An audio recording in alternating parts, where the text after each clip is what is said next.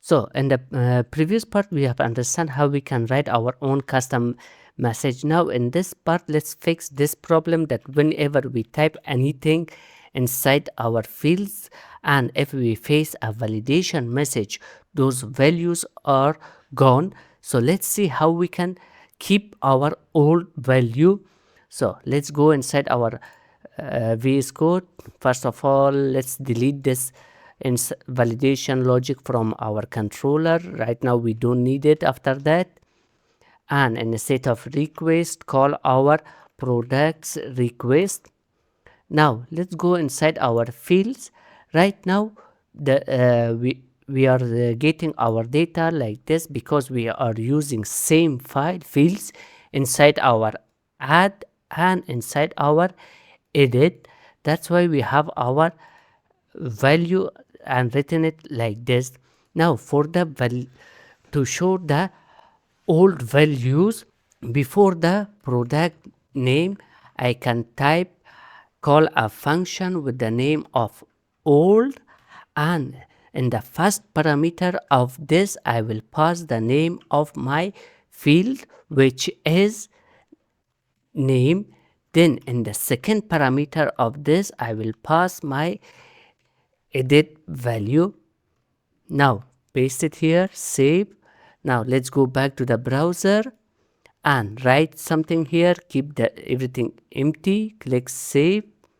Now as you guys can see, in my product name I got my old value, but in the slug category this will be empty. So now if I click save again, I got validation error message, the slug is empty, the category has changed back to select category, and also the brand. So let's add for these also. So let's scroll down for the slug and the value in here. Let's type old, then the field name, which is slug,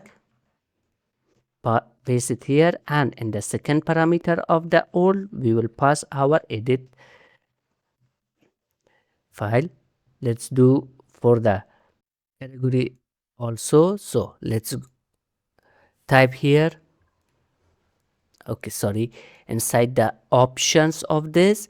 Right now we have this logic that will check if the product exists and the product category ID is equal to our category ID, then it will be selected. Now in the else logic of this we can type, so let's remove this, we can type old, if old category ID, let's bring it in the center, if else old category ID is equal to $sign category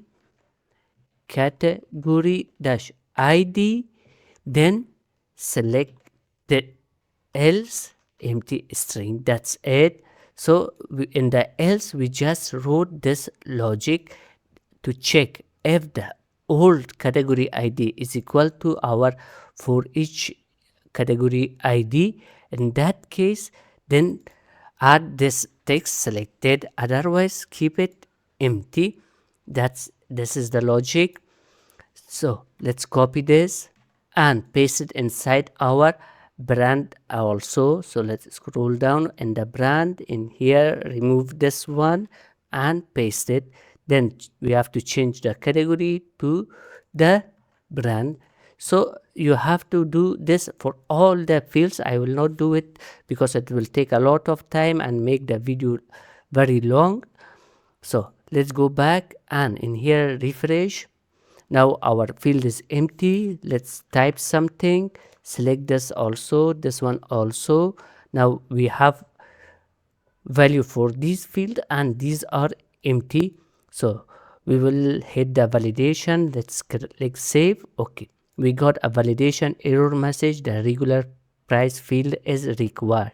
Now as you guys can see, inside my product name we have our old value, same for the slug, same for the category, and same for the brand. So this is how you can write your functions to get the old value.